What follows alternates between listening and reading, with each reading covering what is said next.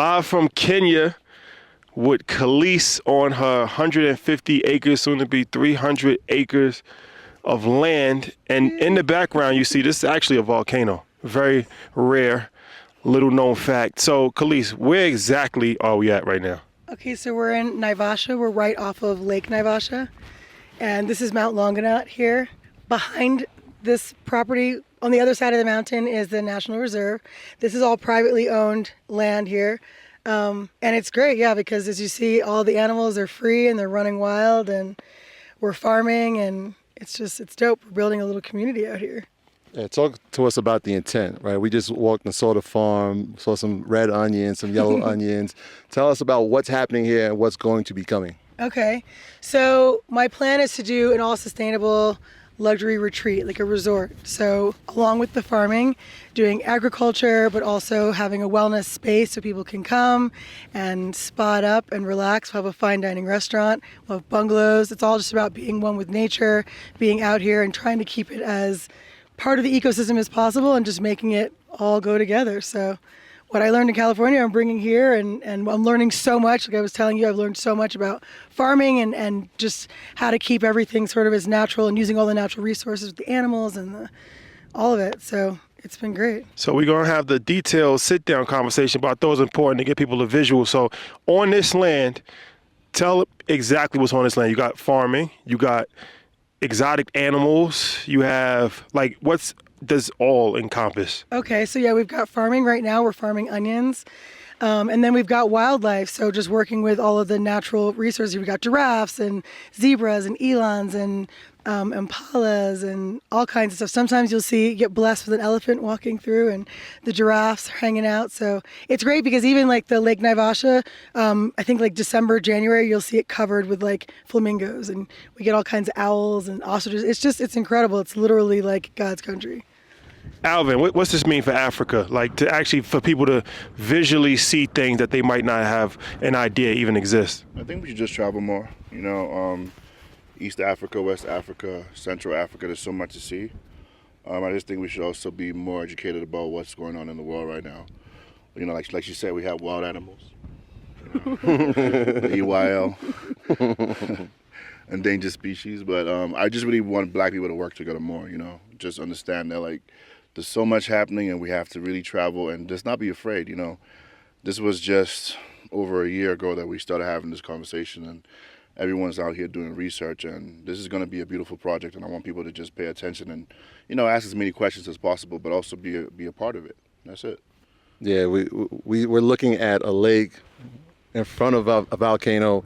I mean, these are rare sightings in the world, right? So talk about the question that everybody wants to know. Why Kenya? Oh my goodness, Kenya is everything. Kenya has everything.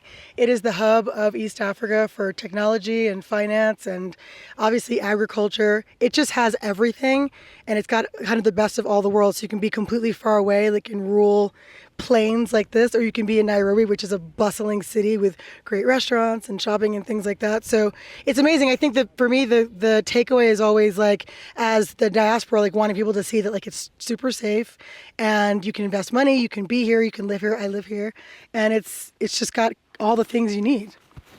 There you have it, ladies and gentlemen. That's a wrap. All right. Yeah. Yes, we are here. EYL live from Kenya. Studio Travels. Nairobi, Kenya. We got a special guest, special episode, impromptu. We are with the legendary Kelis. Yeah. Hi. Thank you for joining us. Thanks for having me. We spent so much time with you over the past couple of days. It only makes sense to let everybody know what's happening here. So we are very appreciative for you to be here today. I appreciate being here. Thank you. Yeah. Yes. So, as I'm sure you've probably seen on social and from the clip before this, that Kelis is somebody that actually moved full time from the United States of America to Kenya a year and a half ago.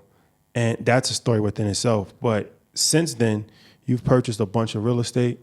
You own a lot of land. You've become quite the mogul on this part of the world. So there's a lot to talk about from an aspect of moving. That's one conversation. But also from the real estate development, what you have going on, your future plans for your land, all that type of stuff. Okay, let's get into it. People know you obviously as a singer, as a performer in the United States and all over the world. it's surprising that you would move to Africa for a lot of people. What made you want to leave Hollywood and go to Nairobi? Well, Where do we start? Where I should know, we right? start? I'm like, where do I even begin? We left New York out of that whole thing. Shout out to New York. I am a New Yorker, yes. Shout out to all of them. Come on, man. I mean, well, God, where do I begin? I think I own a farm in California, so I'm a farmer. And for me, just like, How'd you get into farming? well, I went to culinary school, I went to Le Cordon Bleu, and I started cooking. And then for me, just wanting to be able to control ingredients and what I'm eating, and I'm a mom, and so, you know, you want your kids to eat well and kind of all that stuff. I just felt like I needed more education. So farming became that, like, freedom. Like, how do I make sure that the ingredients and the produce and all the stuff that we're using is, like, legit, like, what it's supposed to be, right? So that's how I started. It was culinary school, then farm. I fell in love with farming. It was such a great experience, and then I really felt powerful. I felt like, wow, like I can actually like do this, and not only can I feed my family, but I can feed the people around me. Because I would grow, I didn't have a farm the way I have now here, but like, you know, I had 54 acres in California, and I would grow like, you know, kale and spinach, and then I would give it to all my neighbors. I would make bread, and especially COVID hit, so kind of right before I bought my farm, then COVID hit, so the whole world was shut down. I was just home. So I was giving like veggies to my family and to friends. People were coming and picking up eggs, and I was like, yo, this is like real. Like this is, you know, especially the grocery stores were empty, and I just was like, it just made me think like, this is so powerful, right? And like, then I just started researching and thinking about like what that really looked like on a commercial level, because I was really just doing it on a small scale. And every image that I saw of a farmer just looked the total opposite of what I am, right? I was like, it's just some old white guy, and I was like, how, right? It's usually some indigenous land of someone else's. And I just felt like that's so contrary to what it should be. And then I just, you know, kind of started thinking about where else could I do this? Like, where else would I want to be other than California? And, you know, a few years went by, and I don't know, I just decided, like, let's take a trip. And really, that's how it started. My sister called me, and my sister called me, and she said, I'm going to Africa. And I was like, well, I'll fund it, right? My sister's a veterinarian, so. That's a great sister. A great sister. Because I was like, you know, I've got 3 kids, I've got a farm, I have a business. At first, I was just like, I could never just pick up. She's like, I'm gonna go, I don't know how long I'm going for, but I'm gonna go and just like look for land. She was like, you know, I was reading and I wanted to follow the language of like, you know, our people and all these things, right? And I was like, that's so dope, I love that. It seems so far-fetched, like I can't just pick up my whole life. You know, we've talked about that, like, and just go, I've got kids, I've got school, like all this stuff. And the more her and I started talking about it, because I was like, I'll pay for it, I was like, you know what? Why can't I go? I want to go. I was like, I'm going to pay for this whole trip. I want to go too. So then it came into like, well, now I got to bring my kids, right? Because we don't know how long we're going to be gone for. We figured a month at first. And I was like, well, I need a nanny because I have my nanny. Then I was like, well, I should just bring my mom. Then as my mom's going to go crazy, I need to bring my auntie. So then I brought my mom and my auntie so they could stay with the kids. And then me and my sister were going to travel around. I was like, yo, well, we need to film this. So that's when, you know, Manny, the cameraman, came in. And then it was kind of like, it became this whole, and it was just this whole thing. And it ended up being what was a month. We packed for a month. My staff at home, I was like, this is a month. I'll be back. Yeah. You know, and then it just... To what countries? Yeah. We started, so I'd already been to Kenya and to Zanzibar, like 5 years before that. So I was like, I've already been there, and Zanzibar is so pretty. I'll rent a house in Zanzibar. That way I know my kids will be happy. They'll be at the beach. My mom and my auntie will be fine. Post them up there, and then that way I can start to travel. So that's where we started. So they spent like my family spent like the first month really in Zanzibar. And then as I started traveling around, it was just, I was like, well, I need to bring them too. I was like, and then we got to Kenya. I was like, Kenya's got something. I was like, so then after a month, like a month and a half, I brought them here to Kenya. And then I kept traveling around. So that's really, and then the next thing you know, it was like 6 months later. And I was like, well, I'm here. I need a place. Like, I was spending all this money, you know, renting stuff. And I was like, this is dumb. So then that's how it really just like, I ended up here. It was never like the grand plan. It just sort of like, Just happened. Yeah. So you saw something in Kenya. You're in Nairobi, and when does the convincing happen for everybody? Like, hey, this is going to be more than a 6 month thing.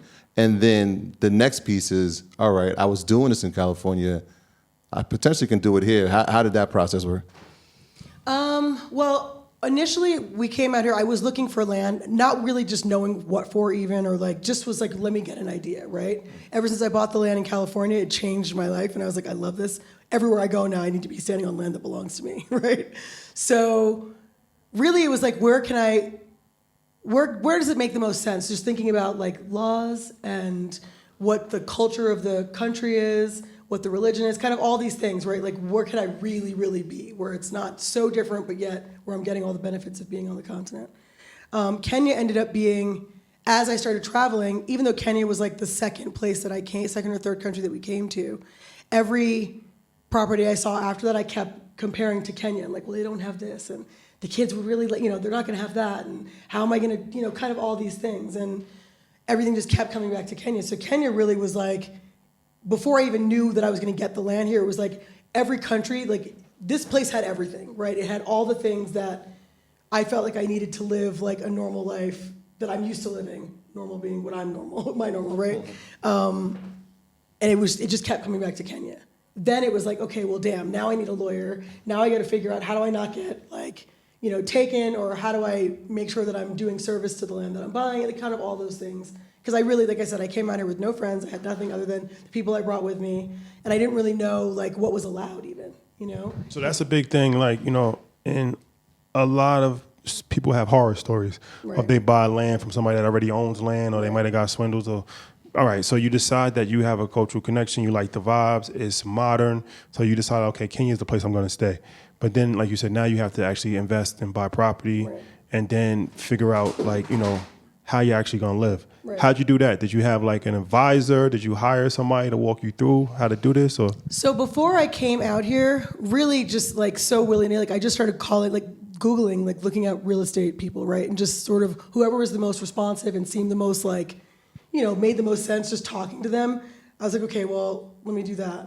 And so actually the real estate person that we found out here was like, hey, you should talk to this lawyer. And I was like, yes, I should. That sounds great, right? And so I met this lawyer, and he actually had a property that he wanted to sell. And so I started talking to him, and he was just, especially here in Kenya, he was so monumental in really making sure that I didn't get taken. He kind of just showed me the ropes of how what not to sign for, what not to buy, what areas were just not good, and kind of all that. And so that was really, I got blessed from the beginning, kind of finding someone that was straight up and honest. Come to find out, he's a super reputable lawyer, and this is great. So now he's my lawyer in Kenya. But it was just from a recommendation of someone being like, hey, if you're really going to do this, you should have a lawyer. And I was like, yeah, I should. How was the adaptation to being in Kenya? Obviously, you get the place. For you, it's one thing, but like you said, your mom, Right. mom's here, sisters Right. here, cousins here. How was the adaptation as a family in that first year or so? I think my oldest son was probably the hardest, I think, just because, he's 15 and he was just like, what is happening here? I think that was the initial thing. But I think everybody understood the mission. And I'm very like I said, for me, it was about how can we really live?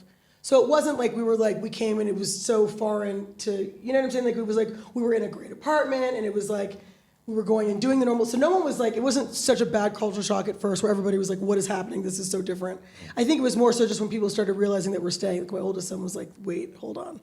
Now it's funny though, because he gets it, and he's like, this is amazing. I love it here, and he's got friends, and he's on the national Kenyan swimming team, and all these things. So we've made a place for ourselves here, but I think it's really just you got to put your best foot forward, right? You just have to just sort of do it. And I think everything I do like that. Even the farm in California was the same thing. We came from literally LA, to this dust ball of a farm that we had to make into something. I always have these panic moments oh my God, what have I done? This might not be a great idea. But it works out. It always works out. So as far as you have 150 acres in Kenya, right? Mm-hmm. What is the process of buying, and you're about to get another 150? Yeah. So 300 Congrats. soon. Thank Congratulations. What's the process of buying land in Kenya? Is it similar to the United States of America? It is. The only thing that I would say was really different that I had to fight with my American business manager and lawyer about, because they were absolutely not, was you send the money. So obviously, when you buy land in the States, you put the money, title search, all that. Exactly. And then you put the money in escrow, and you wait to make sure everything clean, all of that. Whereas here, yes, they have to be able to clear title, but all of that happens while your money is in an account for the lawyer, which was completely foreign to me. That was definitely like, my business manager in the States was like, absolutely not. There's no The way. total amount. You put in, no, it's a deposit of like 20%, but it's like it's a lawyer's account, right? So there's no guarantee that like, It's like John Smith Esquire. you're like, it's not like it's not an escrow account. Yeah, no, it's Chase not. Bank. No, It's just like this personal. with his name on it. It's like, Good luck. Good luck. Right. Okay, got so it. that was definitely something that was new and that was like nerve-wracking. I think the other thing was the best way for Kenya specifically is to set up your business first, right? So that's what I had to do before I could do anything. So all these, like kind of getting through all this stuff before I could even purchase the land. But he walked me through all of it. So now it's like, okay, now it makes all sense, and now I've been able to buy more land, and it's easy. What are those steps? You guys Okay, so first you have to set up something called a KRA. It's a KRA, and so that's like your PIN number, right? And so that's like an EIN number. Yeah, and so basically it's like so you can pay taxes, right? So that costs like $1,000, right? So you have to do that. Then you have to set up your business, right? And then you need a carry for yourself and then for your business because you need to get a working permit before you can actually buy the land, right? And that's if it's not going to be a land lease, right? So I was able to buy the land in my business name. So once you do that, that costs, I can't remember, it's a few $1,000s to do that. And then you can, I would suggest getting someone to help you expedite the work permit, just because if not, you could be behind, a million people. But you can basically pay an expediter, someone to help you, which we also have for permits and stuff in the States, that will help you get your work permit quicker. And then once you get that, then you can actually, that's when you send the money to the lawyer, and then they'll hold it. That's when the property owner that you're buying from is then going to check and see, like make sure they're going to give all the documentation, making sure that the title's in the actual name that they're saying it's in and kind of all that stuff, and that it can actually be sold and so on and so forth. All in all, it took, I guess, to buy the first plot, it was probably about 6-7 months, I think, to get everything, like where it was like, here's your actual title, And then just one follow-up. I know because this question people's going to have. Is it a mortgage system out here, or is it just mostly all cash? So I've been told that you can get a mortgage. The interest rates are atrocious. We heard today. Like, Well, not that bad. Not too compared bad. to Not some too bad. other places. Yeah, compared to some other countries. pretty bad. That we heard. Could be wrong. Well, I was like, this is terrible. I felt like this is awful. I mean, so you can do it. It just feels, to me, I just was, I'd rather get something smaller and know that I can just pay for it rather than, the interest rates were crazy. And then also too, because you're establishing, it's not as easy when you're a foreigner, right? Because even here in Kenya, like even though I'm now a resident and I have my work permit so I can do business and do all these things, I'm not a citizen. So it takes 7 years to get your citizenship. So it's just more complicated, like even with a loan and all that. It's just like, but you do have to open up a bank account. I forgot to say that. You have to open up a bank account here and you have to transfer. I forgot, this is annoying. So you have to transfer, I've actually forgot about this. You have to put, there's a number that you have to put in a certain amount of money in the bank, and that's when they'll actually see if they can clear, because that's the thing, right? So if you're coming here as an investor, they want to make sure that you're actually investing. So you have to put money in a Kenyan bank account, and then they hold it before any of the paperwork is done, before anything is done. So you're kind of just, it's money you can't touch, and you're just waiting. It's like $100,000. You put like $100,000 in the bank just to let it sit there, right? So They want to know you're legit. yes, and that you're really here to invest. And then it's also like, then even once you do it, you have to give them a plan of like what you're going to do and kind of like how many people you're going to employ, and like they want to make sure, things like that. It feels like the process of being an accredited investor in the States. Yeah. Yeah. So in terms of pricing, because I know that's something that people want to inquire about, you had the advantage of having farm in California or having a farm. Coming to Kenya, looking at the pricing, how was it comparable for acreage? I know you got 150, which is a lot, and we got the privilege of seeing it. How was pricing, and how did you navigate that, understanding what would be a good buy, what wouldn't be? Okay, so very different than the States. There's not like a comp, like it's not like you're doing comps. Like they could care less. Like you could be like, hut here, $30 million here. And they're looking at you like, what's your problem, right? They don't care at all. So it's not like I could say this doesn't make sense for this area or whatever. It doesn't really work like that here. The value of land here is, it's just based on whatever the owner feels like it's worth, right? Because even like I looked at this like beautiful tea farm and I was telling you, and they were like, we've got great price for you, great price. And it was like $30 million. And I was like, shillings or like, I think, do you mean USD? And they're like, no, lady, USD. And I was like, yo, that's crazy, right? And then like, no, we'll give you a family price, 18 million. And I was like, not enough. Like, you need to go way down. And I think like, and it was a tea farm. And so I'm asking, I was like, okay, well, how much you actually, well, fine, you're producing tea. I get it. Okay, so how much what's your revenue a year? And it just it didn't add up at all, like at all. But for them, it's like a lot of times it's heritage land, which I totally respect. I get that, right? And if they don't have to sell, then there's no motivation. You know what I mean? It's not like, I think it's just a different system here, right? So you just have to adjust to that. So there are deals, 1,000%. You can absolutely find land that is comparable. I would say some parts of California, and like I keep comparing it to like Texas, right? Like you can get great land. I heard like 10,000 an acre on that. Is that? Yeah, that's like a good, yeah. And then sometimes though, like there might be land that's like 10,000 a plot, but it'll be because it's like, they really value the road, right? So like it'll be like things that we don't really think about, but like if it's close, they'll tell you how close it is to the main road. And the closer it is to the main road, the higher the price will be. So I've seen plots that are like, say, you could go anywhere from like 300 square meters, which is like, I guess the size you would like build a house, right? And they'll be like, it's $10,000 for that plot. Which you're like, wait, I just could buy an acre for. They're like, yeah, but not here. They're like, where's the road? Location. Yeah, exactly, Location. exactly. Yeah, one of the things that a lot of people, especially where we're from, are ignorant to is how profitable farming can be. Right? You said we went to a tea farm, we got to see your farm, and we broke down the onion thing. Talk about that and why people should really be looking at this as a business opportunity. Oh, man. I mean, like, when you think about, I knew it had to be profitable because you see it and you're like, these guys are doing it because it's making money, but I couldn't really wrap my brain around it. But my lawyer, again, who's been super helpful, he's a farmer, and he was like, I make way more money farming. It's like, this is surefire. So he started to break it down for me. When I started to understand, okay, it's like, this is something that, especially here, because I think I think here, like, there's so much agriculture, like, opportunities here, and I feel like the younger people are not doing it as much that they need it, right? And so, like, for example, the reason I decided to do onions is because a lot of, they were getting, like a year ago, they were getting a lot of the onions from Tanzania, and then recently they kind of banned the onions from Tanzania, so it's like, they need onion farmers here. I was like, I can do that, right? So things like that. But for example, like, after your cost, right? If you put in 5 acres of onions, right, and with everything, so you got with the exception of the borehole, which will make your money back within the year, but say like just all of your drip lines and all of that stuff, right, for 5 acres, once you spend all that, which is like say $11,000, you can make between, let's say 30 conservatively to like $35,000 within, let's say a quarter, right? So at minimum, you have 2 harvests a year for only 5 acres. That's you can live on that, right? Like it's a good living. And then say you add another 5 acres. Like, so it is actually extremely profitable. They're looking for farmers. They want people to farm. It's such a good opportunity. Especially Kenya. Kenya has so much flat land, and it's great soil. This is Africa. It's like you throw a seed in the ground and stuff just grows. You know what I mean? Like literally, like it's amazing. It doesn't take as much as we've ruined our soil in the States, and it took me so much even thinking about that, like when I think about my farm in California, it took me a year before I could plant anything because the soil was so depleted and it was just so ruined. Like I had to go through this whole process of like fixing the soil just so I could grow stuff.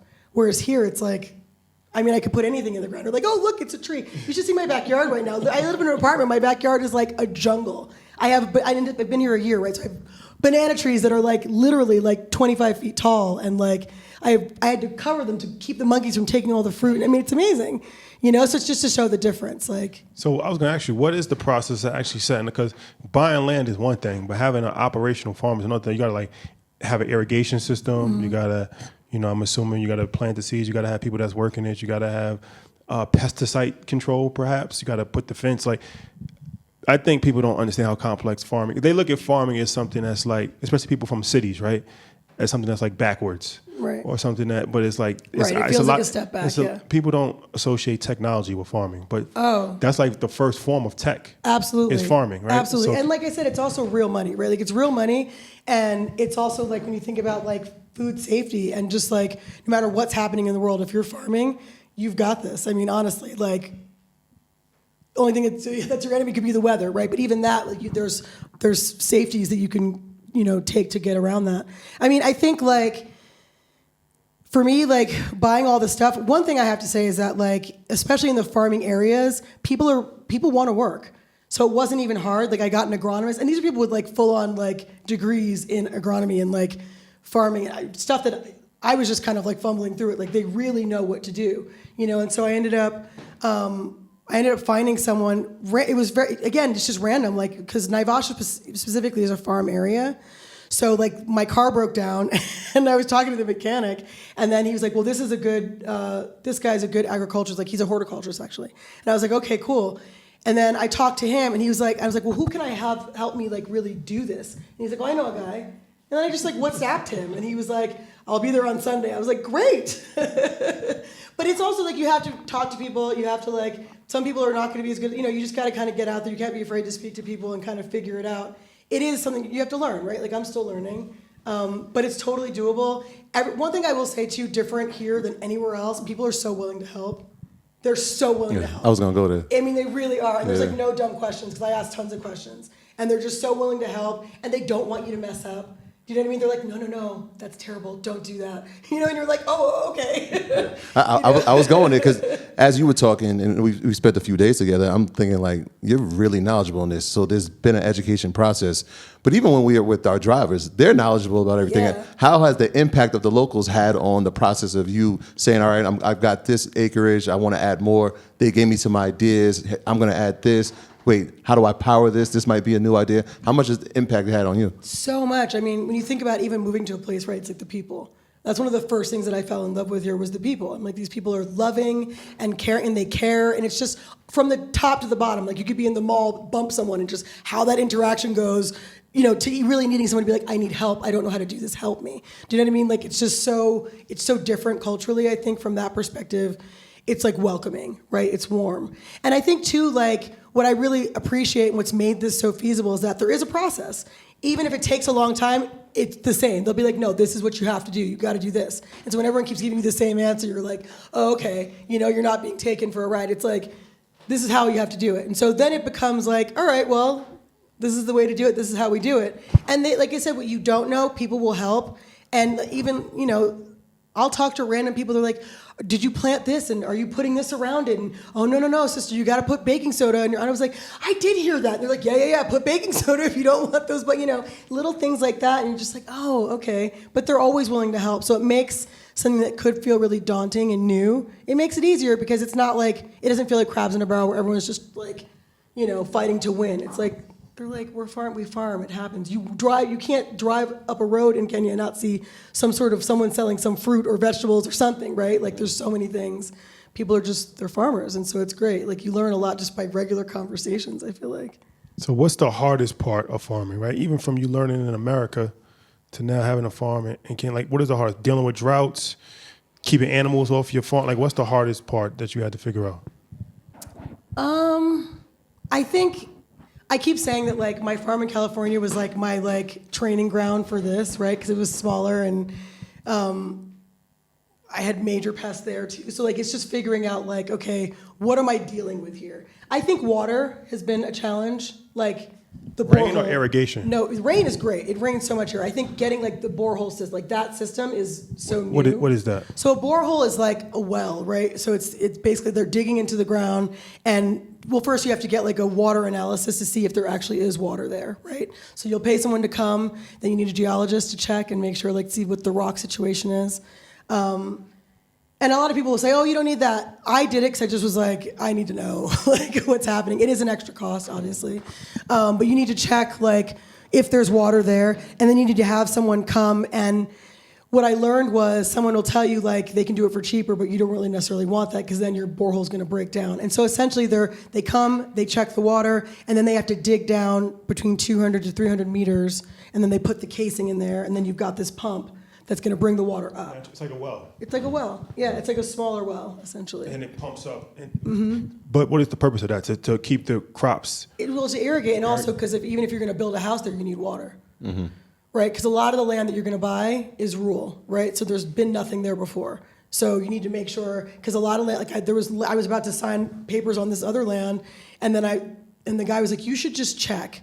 And that's when I was like, I wasn't going to do the geology, but the guy was like, you should just do it. And I was like, okay, I'm just going to keep doing it for all the land. And I ended up doing it, and he's like, there are these massive boulders up to 7 meters down. So my farming would have been a wash. How much water is under it? Like, does it? It just depends, right? So like for me, right now, that first borehole that we saw that we just dug pulls up, it's like 10.4 cubic feet of water, whatever, every day, right? So then that's how we did the math. So then I know they said that amount of water, if you're continually getting that, can cover up to maybe 10 acres. Me wanting to be on the safe side, I decided to do 5, right? And then I'll put another borehole. So I know that no matter what, we'll have water. But that's also solar. So then you have to figure out if you're going to get a generator or if you're going to hook into Kenya Power, which is also an option. Yeah, one of the things we kind of like breezed over was the animals. And, you know, we grow up in farms. It's like, hey, and hopefully these groundhogs don't eat this or the birds don't eat it. You have a whole different set of animals, hyenas, giraffes, zebras. How is that, navigating that and making sure that they're protected because it was their land, Absolutely, right? Absolutely. I think the thing that I've learned so much about being here too, and it's funny actually, even being in California, is that there is a way, and people have been doing it for millennia, right? There's a way to farm and not completely like ruin the ecosystem, but become a part of it, right? And so like, I keep using this reference, I just think it's such a good thing for farmers. Like there was a movie called Biggest Little Farm, and it just showed me so much, right? Like, and it was basically this LA couple, and they decided to go and get this farm up in Northern California, and like all the stuff that they combated. And I watched that movie right before I bought my farm in California, right? And then I get to my farm in California, and I'm fighting rabbits and gophers, and they're annihilating me. Like they're taking me out. It was so bad, right? So then I had to figure that out. So I came out here, and yeah, there's a whole different thing of animals. But the funny thing is, we were out there camping, and I saw these massive rabbits, and I was like, oh my God, not rabbits. There's like my arch nemesis. They're following you. They found you. And my kids are like, Mom, you literally sound like the guy from Peter Rabbit. Because I'm like, get the rabbits! You know, but you figure it out, and it's the same kind of like, you know, I put up the fence more so that, because, you know, a lot of times you find that like if you don't have a fence, yeah, it seems like, oh, this is all wonderful and nice, but like, you're putting this is real money we're investing here, right? Like I've invested real money in this farming, and as much as I love the elephants and I want to make a space for them, I also need a space too, right? So I can't have them trampling through my farm, right? And so we make a space for them right here, right? And it's like, you can go around it. It's like, you know, and I think that's kind of the reality of it. It's like, you can do it in a way where it's benefiting the area. And so I'm actually organic farming, so we're not using pesticides. And using all natural ways for pest control and all things like that so that it continues to keep the water supply good. We're going to put a watering hole so that we have that, so the animal, because there is no water in that area, so the animals actually can come and drink water there. So even though I've got this fence up where I don't want them to trample my crops, we're planting trees and all kinds of flora and fauna which will benefit the area and benefit them and the weather and everything there, right? So you got to know where you're at, and it takes a little time to kind of figure out what you're combating. And then, yeah, you got to put your money where your mouth is, and you got to make it work, right? And that's what I'm doing. So you spoke to me about like how you didn't feel comfortable like putting your money anywhere where it wasn't like a black country, right? Like talk about that, like just that mindset of like, why am I continuously investing in Western society when I can help build Africa? I mean, it's really simple, right? Like, I'm American. I'm proud of that. It is what it is, right? I never take that from anybody. That's who we are. It's at the stage right now where it's like, if I'm continually investing in a place that doesn't make space for me, it just doesn't, to me, like, it's not good business. It's just not, right? Even if I still live there, if I'm going to put my hard-earned money somewhere, I want to put it someplace where I can actually see it grow and I can actually see a benefit, right? Like I can do things here on the continent that I can't do in the States, right? And even like when I think about money going longer, right? And like I can actually make a real impact here with just being here, right? And my time, my money, my energy. I think about my education, my worldliness, the things that I've learned. Anywhere where I go, I like to think that like if I'm not benefiting, I shouldn't be there, right? And so I genuinely feel that way. And being here, I'm like, I want to be of use, you know what I mean? Like I want to be, it's not about charity. It's about like being part of a culture and part of a community. You know what I'm saying? Like nobody wants charity. It's about like, yo, I'm here. How can I be of use? Like put me to work. Like what can I do? You know what I'm saying? So whether it's farming or just showing people that I'm here and that you can invest and make businesses, I'm building a resort on my property, like that to me is what makes the most sense. I look at my kids. I've got these beautiful black kids, and I put so much energy and time and money and schooling into them, and then I'm going to give them to a nation just to like shit on them. It just makes no sense to me. You know what I'm saying? That's my most valuable possession are these kids, and then I'm going to just be like, okay, hope you make it. Like, do you know what I mean? Just like, why? Yeah. You know, and then you have to worry about them getting shot or getting arrested or them not. It's just like, and not that things don't happen everywhere because they do, and that's, you know, we're being realistic. But if we can just take that out of the equation, that when I walk into a place, they're not immediately hating my bloodline and my lineage and everything that I come from, everything that I stand for, like, that's worth its weight in gold to me. You know what I'm saying? Like, I think in this era right now, forget the racial thing. When you think about just like financially, what's the smartest move? It's the continent, without a doubt. Like, first of all, it looks like, I use Kenya as an example, right, because I was living in California. When you look at like the frontier, right, when people were like migrating from the East Coast to the West Coast for the gold rush and for mining and stuff, right, that's what Kenya is like right now. This place is it's prepared, the foundation has been laid, it's ready to rock. Like, it can be it's already an amazing nation, but if we took the diaspora, if we put our money in nations like this, it's unstoppable. Why are we putting all our education and all of our time and all of our energy and all of our money into a place that doesn't have anything for us? You know what I'm saying? Like, for me I have to fight for a loan in the States. Why? I make enough money. Like, it's dumb. You know what I mean? I'm like, look how much money I make. And they're like, well, you need blood. I'm like, this is crazy. I'm like, this is dumb. You know what I'm saying? I'm like, I've been making money for 25 years, like real money. Why am I fighting for chump change and dumb interest rates? It just makes no sense to me. I'd rather take the cash that I have and build it where I know I can actually grow it. You know what I'm saying? Like, I can make real money here. And we talk about real legacy, right? Whether it's politics or business or whatever it is, like, these nations are ready. And a lot of times when you look at a place like Kenya where like it was colonized, right? And so like when the white colonization, when that hand gets lifted, they're kind of just left, right? And everyone's fending for themselves. And I'm like, we've been in the same position. You know what I'm saying? But like, come here. It's the same. It's like the same poison, different result almost. You know what I mean? But it's like, come out here, put your money here. Even if you don't want to live here, put your money here instead of investing in things that there's a cap. There's a cap on our ceiling. And everyone's acting like it's not there. And it is. And America's a little bit better than, say, Europe or whatever. But like, this is the future. Africa's our history and it's our future. So to me, it's like it makes the most sense to come and put our energy, our intellect, our education, our time here. Yeah, it was part of the conversation we were having yesterday. It was like, I'm so happy that you're doing it so that people can see it. And I'm glad that we're being able to document it. You kind of alluded to it a little bit just before about your future plans for the land. Yes, it's farming, but it's so much more. Talk about the resort, talk about the architecture, the design, the purpose of it, where you're going with it. So I'm so excited about it. I was looking for, well, first of all, I've been on tour for the past 25 years, right? So I've been in every hotel, every 5-star resort, spa, like you name it, I've been up in it, right? And I was just like, anyone knows a hotel, I know a hotel. I know a resort, I know a retreat, I know what I love, I know what luxury looks like. And when I came out here and I was like, yo, this place is paradise. Like, it's so beautiful. And I found my land. I was like, I want to do a wellness retreat. Like, I want to do like a place where it's just black and luxurious and fabulous. And for me, like, I was looking at like, you know, the amount of hotels that are black owned, like at the level that I'm talking about, and just around the world, and there's not that many. It's like a handful.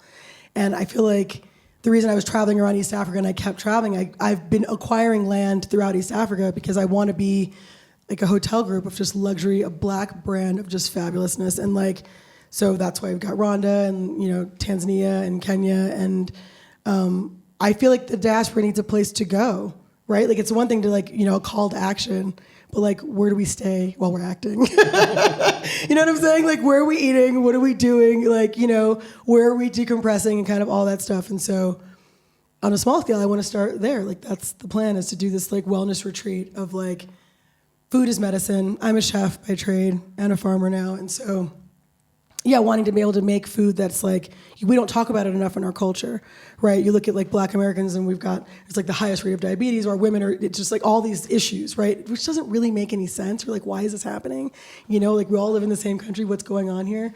And we don't talk about wellness and health as black people enough, right? And so I went to Cornell and I got after I went to the Cornell, I went and I got my herbalist and ethnobotany certification, so I'm official. So that way I can start to talk about like our health and wellness. So it's one thing to have money, but how are we going to live long with our money, right? So it's like, that's all part of it, right? Like, I want to live well, and it's about a sustainable level of like lifestyle, right? Like, what does that really look like? And so that's what that's what the retreat is about. Like, come, eat good, eat purposefully, relax, look at the giraffes. It's like, take your shoes off. You want to tell them about the geothermal technology that potentially could be something that changes the game? Absolutely. One of the things that's really dope about Kenya also is the fact that they are so aware and so ahead of the game as far as like sustainable and clean energy. And so even my apartment building is all solar generated, and it's this big apartment building. But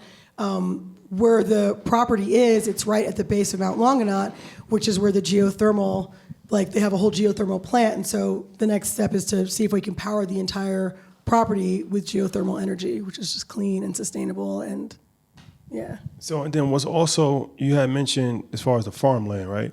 You're going to open up opportunities for people to invest? Absolutely. So since I've been out here, I get so many messages about people like, hey, how do I do this? And like, it can be overwhelming, right? Like, it's a lot. And so I thought about, when I started doing the numbers, and I was like, oh, okay, well, I only need, if I were to say I broke up 5 acres, and obviously I have all this land, right? I've got 5 acres where we can start. I only need, for 10 acres, I need 130 people, right? So if I have 130 people that would want to invest, and I can farm it for them, right? Because my girlfriend called me, and she's like, well, if I buy the land, girl, will you farm it for me? And I was like, okay. I had to think. I was like, let me get back to you. Let me figure out what that would really take and what it would really cost, and like, could I really do it before I say yes? And I did the numbers, and I was like, oh, actually, I could totally do this. And if I do it this way, I can do it. So it's a really small investment for people. So say, if you do it right now for, like I said, if I have 10 acres and I do it at, it would be like $1,300 per person. I need 130 people for the year. By the end of that year, they would be farming, and then after that year, they start making money. So then it's also because I'll hire more people, so you'll be hiring more people, you'll be paying people here in Kenya to farm for you, right? And then you're actually being a part of the community, even if you're not ready to come out here yourself. But it's actually financially feasible. I'm trying to make it so you can actually do it. It's like a co-op. It's like a co-op, yeah. It's called We Farm. So you pay $1,300. The first year is just like a setup fee. Yeah. And then year 2, you start to see some money. You'll start to see money. You got to pay $1,300 every year? No, so you won't have to give money again. And even so, the water and the salaries and things like that will come off the top of your dividends, but you won't have to give me any more money. So it's one-time payment of $1,300? One-time payment. Unless you want to do a larger plot. So it's like 300 square meters, which, like I said, is like the size of a house, like if you were building a house. Yeah, one of the things we deal with, obviously, in America is taxes and property tax. How does that work, having a farm in Kenya and throughout East Africa? So every country is different, obviously. The taxes here are a little less than the States. So they're like, it was like 20% or something like that.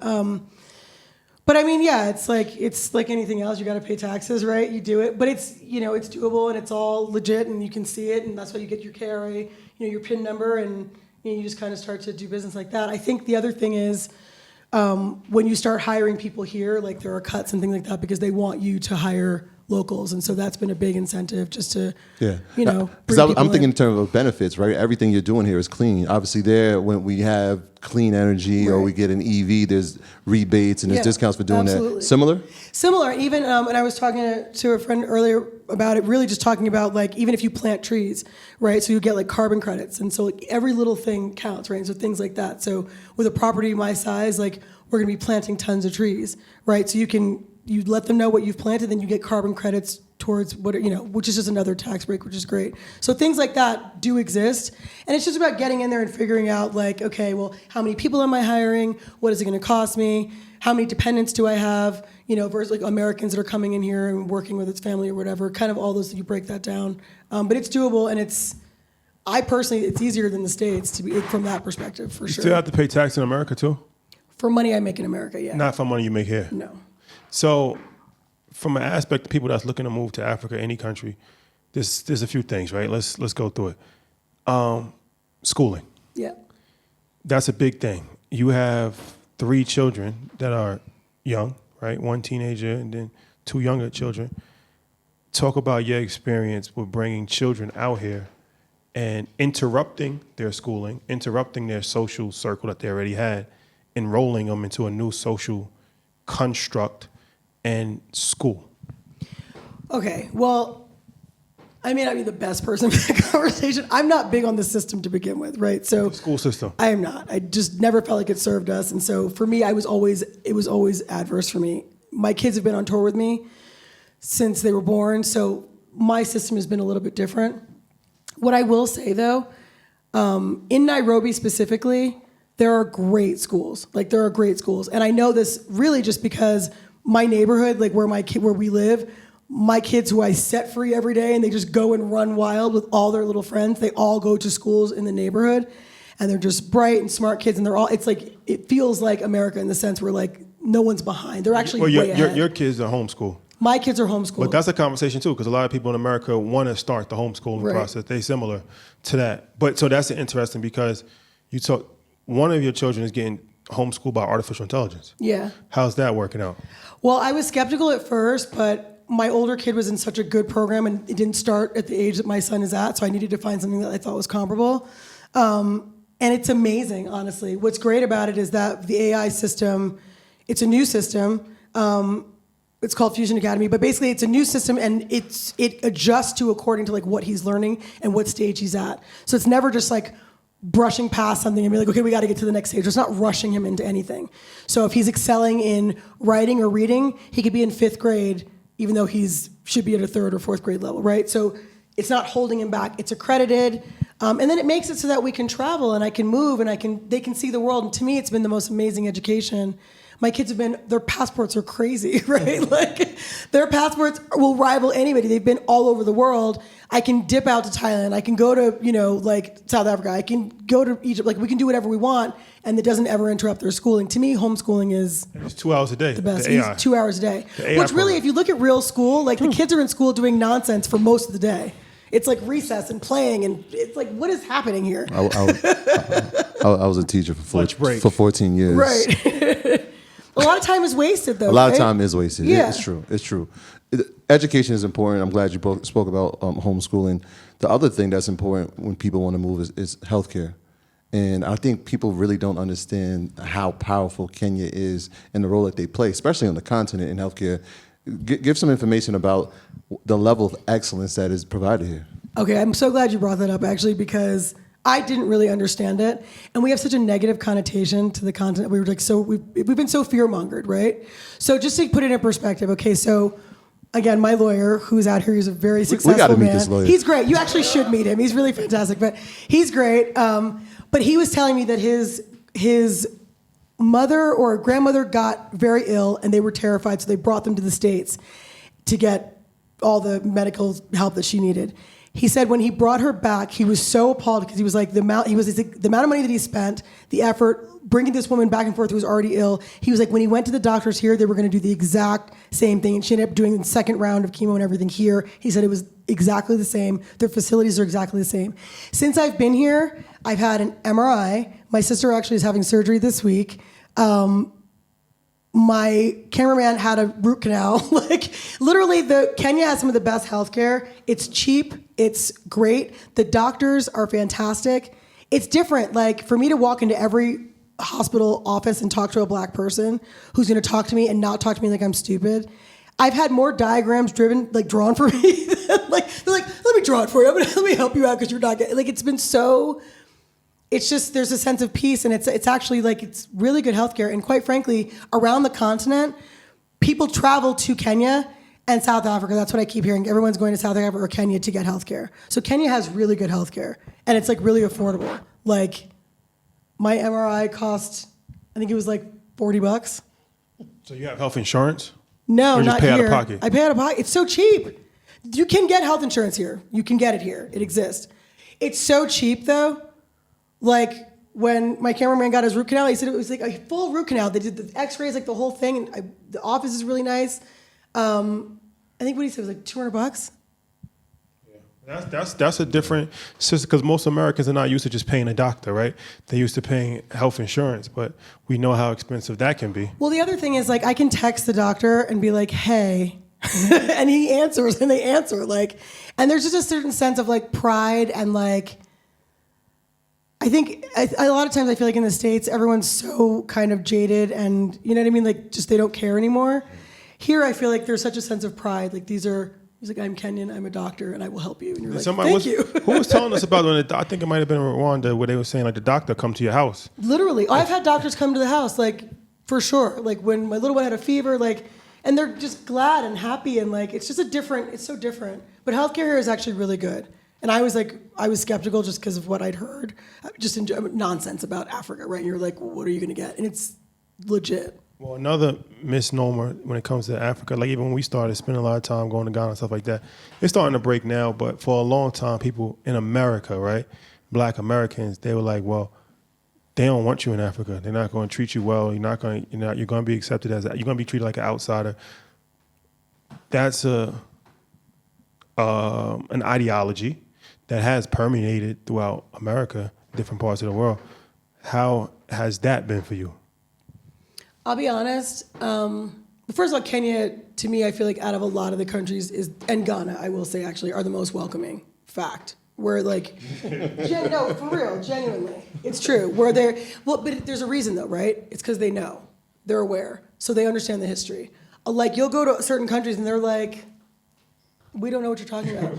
Slave to whom and why and where and why should I care? And I don't know what you're talking about. I think as Americans, we assume that everyone knows our history, and they don't, right? And it's not their fault. Like, they weren't taught our history.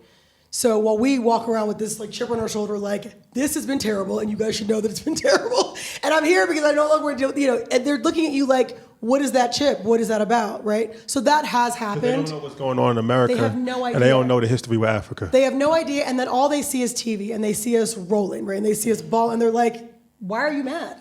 What are you mad about? The first time I came to the continent, I was about 17, and I was in Zimbabwe, and I was spending 3 months there, and they kept saying, they were like, the angry American girl. They didn't even consider me Black, and they were like, she's pissed, right? Like, and it was like such a strange exchange for me. I was like, this is so crazy, because I'm nothing but Black in America. Nobody cares what you're mixed with, nobody cares, right? You are Black, that's it. So I've been Black my whole life, so it didn't make any difference to me. Till you come out here, and they're like, in South Africa or in Zimbabwe, like you're a Goffle, or you're a Mzungu, or you're colored, or you're all these other things, right? Most of the time, it comes from just not knowing, and this is your opportunity to let them know. You know what I mean? Like, I don't walk around with a chip on my shoulder. I am American. I'm very, very profoundly aware of our struggle. But I also understand that, like, their perspective is so different, right? They're like, a lot of times you talk to people and, like, they're on their land. This is like, this is their grandma's land and their grandpa and then their great, and they've been on this land forever. So they look at you and they're like, yo, what's your beef? Why are Americans so mad? And they have no idea. And then also they look at it like the same lie that we've been told, like how it's subpar here, they've been told that America is the land of dreams and that we're all living it up and that everybody's just rolling in dough and popping champagne all day. So we've got this massive disconnect about who we actually are, and so you can't really, it's like, we don't know. They don't know. Somebody's got to let everybody know, right? I think that's why it's so important that you're here. Yeah. And that we're having this conversation, because it sheds light. It changes narrative. Obviously, you've had an amazing music career, but do you feel the magnitude or the importance of what you're now doing in Kenya in terms of business and farming and infrastructure? Do you feel the weight of that, or it's just like, you know what, I'm kind of living in my purpose? I think both, yeah. Like, I came out here, again, not with some grandiose, like, idea.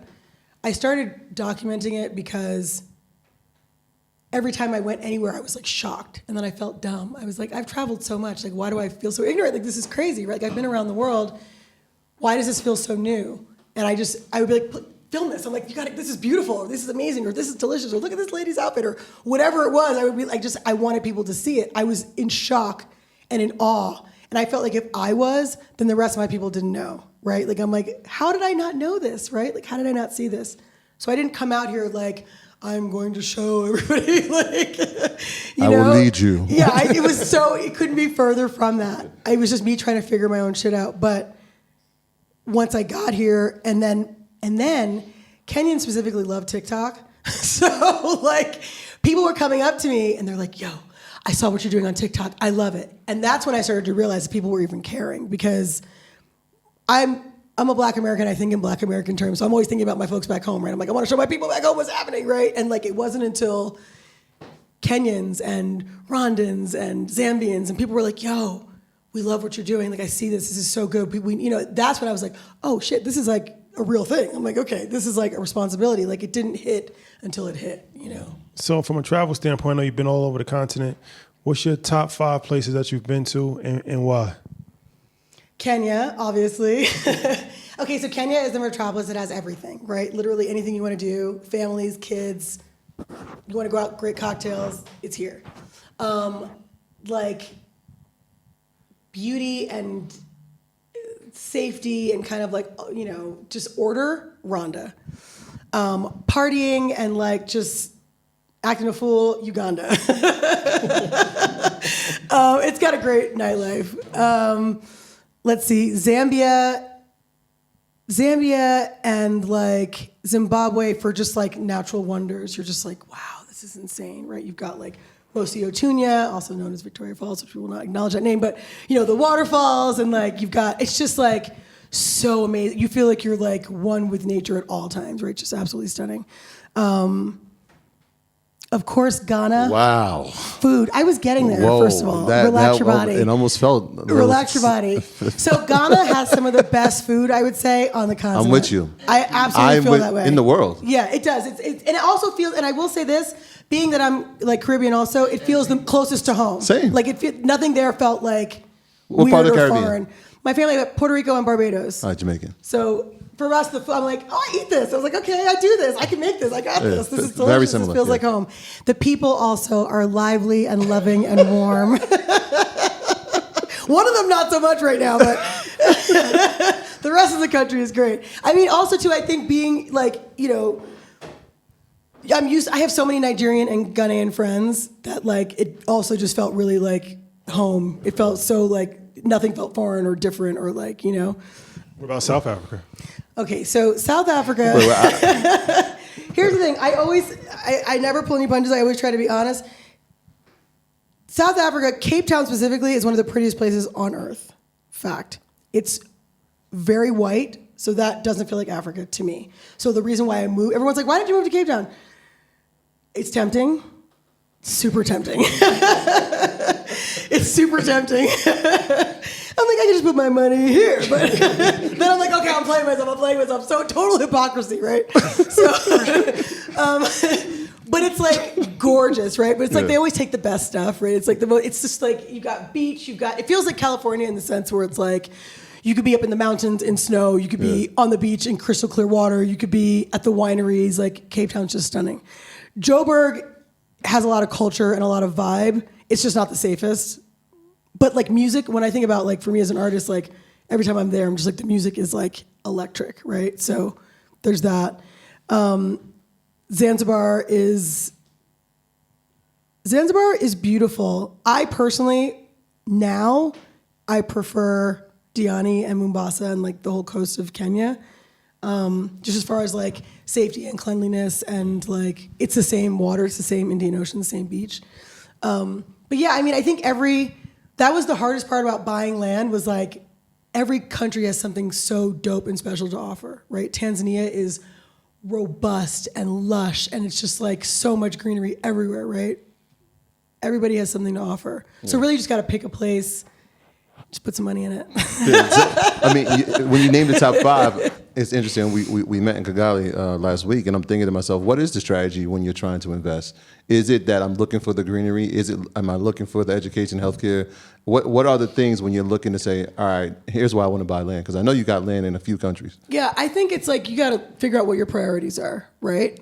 I mean, for me, like I said, I look at like government. Kenya has a democracy. People speak out against things. Like those are things that I was used to. So when I was thinking about like culture shock and what I was going to be able to like what I want to raise my kids in, that was like a logical choice, right? Education, all the things that we need are here. If you're looking for rural and a little bit less developed, in my opinion, Tanzania is a gold mine. It's absolutely stunning. There are a lot of the diaspora there already in Dar es Salaam. There's like, you look at Zambia, Zambia's more rural. But again, I know Americans that have gone to Zambia to mine. Brilliant. I'm not a miner, but it's brilliant. Do you know what I'm saying? Like that just wasn't what I was going to do, but I get it. So when you look at things like that, like they're coming and they're putting money in. Zambia has tons of copper and all kinds of other stuff, right? So it just depends on what you're into. The easiest countries to buy stuff in, though, is definitely, Rwanda, without a doubt, in the sense that they have a no nonsense policy, right? So you're never going to be taken. Like it's not going to happen. You put your money in, you're going to get what you put your money in for. Kenya, I think it takes a little bit longer, but it's like really straightforward. They're like, these are the things you have to do, and it's like no games, right? So that makes sense. Tanzania is a little bit harder because they want someone from, like if you don't have people there, they want someone from Tanzania to be part of the business with you. So that's a decision you'd have to make, right? Every country has something. You know, there are certain countries that will work with you. They just want Americans to come, and they understand the power that we have, our buying power, and that will bring others. Zambia is one of them. You know, like they want to play. They want to play. So they're like, what do we do to help you? So it just depends, you know? Mm-hmm. Kenya, to me, like I said, as far as like being a first time, it was the easiest, like, this all made sense to me. Like I understood all the process. There's, like I said, only a few things that I thought were like, I don't know if I want to send them that money. You know what I mean? Like, but then I did it and it was like totally legit. And I asked around before I did it and they were like, no, that's the way we do it here. Because I was like, is he just trying to get me to send him money? You know, but then once I did, I was like, okay. I mean, it wouldn't be the first time, right? So you'll send the money trick. So let me ask you this, as far as you doing a lot with real estate, right? From the agricultural standpoint, investing. Anything in the entrepreneurial space, like business outside of real estate? Well, yeah, I've built 2 apps since I've been here. We'll talk about that. Well, the first one is something called Check. It's a security app, actually. It's just sort of one of the things I noticed about like all of the buildings here. They have a very like antiquated system where it's like it's a book. I just thought like I don't want to write all my information on this book, so it's really just a simple way to kind of streamline check-in process. Yeah, because everybody has a check-in process here, right? So things like that. And then the other app it's in the works right now, but it's another kind of like a work app, right? Because when I came out here, I was like, well, how do I find a nanny? How do I find a housekeeper? How do I buy a car? Because kind of all those things, right? So it's like sort of an information hub for people like me that would need help finding these things, you know? So they don't have anything like that here. So when I came and I was like, well, how do I find a nanny? They're like, oh, the UN has a bulletin board. You have to go and look. And I was like, I'm not going to the UN. I was like, I don't even belong in the UN. I was like, how do you even let me in? So you're dark. Yes. Yeah, I was like, that's just not like, so like, you know, you think about like a care.com type of thing, but like for kind of the whole sort of nannies and housekeepers and gardeners and the things that you need just to like have, like to get your life started, that kind of thing. But when I was looking, I looked up like Kenyan app developers and like this is young, all Kenyan team of guys that like really inexpensively and affordably built this very proficient app for me. And so it's doable. So I'm doing things like that. I'm in the process of manufacturing my wellness and beauty products here. So that's happening. Yeah. Well, I can't let you leave without talking about music, right? We were talking before, you're like, I don't have to go to America to make my music. I don't. It's here. I can do it here. It can get mixed and get mastered. Talk about the music. So I started recording my last record in California, and then I obviously dipped. So I had to finish, and so I did the second half of my record all here in Kenya. So I recorded it here. I used I used some South African producers. I have an East African engineer. Like it all came together. Everything's here. When's that come out? I'm releasing my single this summer. But then probably top of the year for the whole record. So yeah, I'm glad you talked about the apps too, because that's another thing we didn't talk about. But Kenya is a tech hub of Africa, so that's another thing people need to be aware of. The technology, sometimes that's another misconception. People automatically assume that it's going to be a drop off in technology, and we all are relying on technology, so that's a deterrent. Like, I don't want to have to deal with 1G Wi-Fi, and I'm not going to have like. No, I mean you see it, right? Like. Yeah. Listen, I watch my Apple TV every day. I'm like, my internet works. Like, everything is good. It's completely like, it's as modern as it. Quite frankly, it's probably better here than it was on my farm in California. Like, you know, you get all of the, and even like when I was talking about, you're saying the tech. They have a whole tech city. It's like Silicon Savannah that they've been building, and I don't know how long it's gonna take, but like just the idea that like there are people going to school. I have a kid who works for me that helps me out with stuff, and he's getting his degree in all kinds of engineering and tech, and like they have everything here. So like, it's a whole young community of people that are super capable, and it's really modern. And like I said, you can build. It took like a couple months to build my app. You know what I mean? Like, and they're ready and they're down to do it, and they're completely capable. We were driving earlier today, and we were trying to figure out where we were, and they were like, "Oh, they're across the street from the Microsoft building." So when we say it's here, it's here. We were talking to the driver, and he was like, in terms of data centers, and we talk about companies building them, Meta, Google, Amazon, Apple. They're here, right? And they have their engineers working here. And so, again, tech hub for sure, but like the innovation is here too because the population is so young. When they get this information, I mean, the trajectory is so far greater. It's amazing. You feel it though. I think you guys, like, this is your first time here, right? Like, you feel the energy here, right? Like, you can sense that, like, this is a place where, like, things are growing fast and happening fast. Like, I always say, it's like, this is like the diaspora's gold rush. Like, everybody needs to come here because there will be a point when it's going to be unattainable, right? Like, I look at the land that I bought, it's already appreciated. Like, if I were to sell with the little bit that I've done right now, it's already a quarter more than it's actually less than a year that I bought it, right? It's just, everything is happening here and it's happening quickly, right? And so it's like, I saw something and it's like this old white billionaire and he's like, yeah, Africa is the future. And it's like, sir, first of all, it's like, I feel like it's frustrating because I feel like they always know it and then we doubt it, and then by the time we figure it out, it's always too late. So it's like, this is the time now. This is a place where you can invest and you can see returns quickly and actually be of use and actually make a dent in something, right? It's not a rat race. Oh, thank you for your time. Tell them for the website if they want to get more information on the land, like how they can buy a piece and anything else. For sure. Well, definitely just follow me, on Instagram at Kelis, and then you. Follow me on Instagram at Kelis. I'm always talking about it. I am setting up the website, We Farm. So I'll start talking about it on my social media so you can start to see when that's up and running. It's going to be really soon, though. And there will only be a certain amount of places to start because I'm starting small. Like I said, 130 people. But yeah, definitely just check me out and go to bountyandfull.com and get your stuff. There you have it, ladies and gentlemen.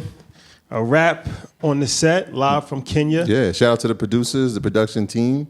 Shout out to Alvin. Guys. Shout out to Ghana. Shout out to Ghana. Heaven forbid.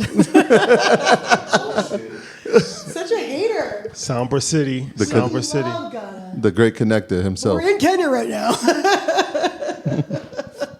We're in Kenya right now. That's a fact. We gotta be able to make it to Ghana. You know? Appreciate you guys. Thank you. Peace. Peace.